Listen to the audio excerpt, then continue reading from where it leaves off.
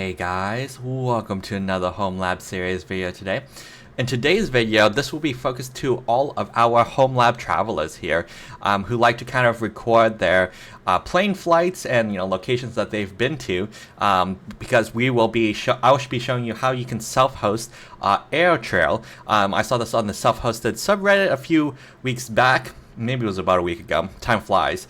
But it was a really cool kind of tool that you can kind of record all your airline information to kind of just keep a history of for where you've traveled, and it's really cool to kind of take a look back, and there's a whole map and interface for it. So I will hopefully travel more and then be able to use this more, but in this video we'll just show you how you can set it up and kind of add the things that you kind of currently have. So let's get started. Alright, so the first thing that we'll do is we'll want to set up a VM for this so that we can host the server.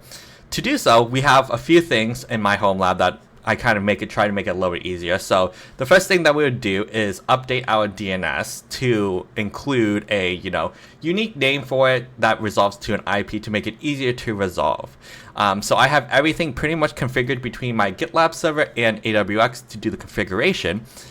So in this case, we'll update the serial number and then add a DNS entry here. So AirTrail, and we'll just do the next iteration here. So it'll be 114, and we will save that. So add AirTrail. And that will be it for the DNS. My GitLab pipeline will do all the things it needs on the back end to send it to my DNS server and actually reload the RNDC or the DNS service. The next thing that we'll need to do is actually update our Ansible inventory to support this new host. So I pretty much have everything from a base perspective in here to essentially run and create our base VM, and then after that it's just hey, what does the installation guide tell you to do? So in this case we'll add it into our inventory, so we'll name it AirTrail. We'll add it in here, add AirTrail, and we will commit that. And then this will get pushed out to our AWX instance here. So AWX is just a really nice kind of interface to run your Ansible playbooks or templates. It's essentially the open source version of Ansible Tower, Ansible Automation Platform by Red Hat, if you've ever used those. But what I have here is essentially I got a few playbooks, and I actually created a workflow template that will create a VM, patch it, install Docker and Docker Compose, set up some CA certs for my step CA server, and set up Nginx to be able to utilize those certs so that I have HTTPS enabled. So in regards to this, we'll just hit launch template. We'll add the host name. So AirTrail, the IP was 114. The VM name is just whatever is in vCenter, so I like to just prefix it with Dragon. And then the proxy address. So this is what you'll essentially Nginx will be proxying to. So let's look up AirTrail GitHub real quick to see what it looks like. So in here, I believe there's actually a Docker Compose file, so we'll open that. But to look through the instructions, scroll down to getting started, installation, use the Docker Compose guide, which will essentially tell you to install this Docker Compose. And then taking a look at the Docker Compose, the actual application will run on port 3000 and open on 3000. So what we'll want here is HTTP localhost 3000. So essentially it proxies, will proxy to the application itself. And then we will hit launch here. So it's just, this workflow is a collection of playbooks, which if you want to know how each of these playbooks work, take a look at my automation playlist series. I go through each one of these playbooks and how I created them, so it's kind of neat. So we'll create the VM, patch it, install Docker Compose, create the certificates, and set up Nginx from it. So this will take a few minutes, but we'll fast forward once this is finished. Alright, now that it has finished setting up, what we can do is actually now be able to SSH to the machine. So we should be able to SSH root at airtrail.dragon.local. We'll accept the host key, and then we'll log in with the password. So with this, essentially, now we have our server. It has Docker installed and Docker Compose, which are key components to this because we'll be using their Docker Compose file. So what we want to do is follow essentially now the installation guide. So we'll make a directory, cd into that directory. Technically, you don't really need to, but it keeps it pretty nice if you're not doing a VM per container type situation. But since we are, it doesn't make a difference for me, but we'll do it anyways. Then we will use wget to grab the files. So what I actually need to do is actually install wget first, because I am using the minimal image, so not everything is just installed by default. So we'll get the Docker Compose file as well as the .env file. It is important to know to actually grab the .env as well, because the Docker file will essentially reference the env for certain variables. So now that we've downloaded both, so you can see in here we got the Docker Compose and the .env. The directions will essentially now tell you to configure the environment variables in the .env. So we'll set the origin and the database password. So let's edit the .env real quick. So the origin will now actually be HTTPS AirTrail.dragon.local and don't need the 3000. The database URL plus the database password.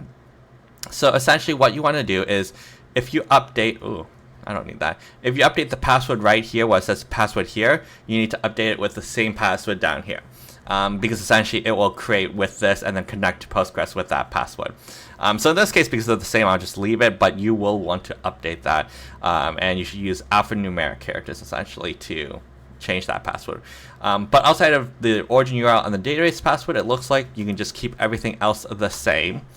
Let's take a look at the documentation here, and yeah, that looks like that's all it needs. So we will now do the Docker Compose up and then -d for detached mode, so it runs in the background.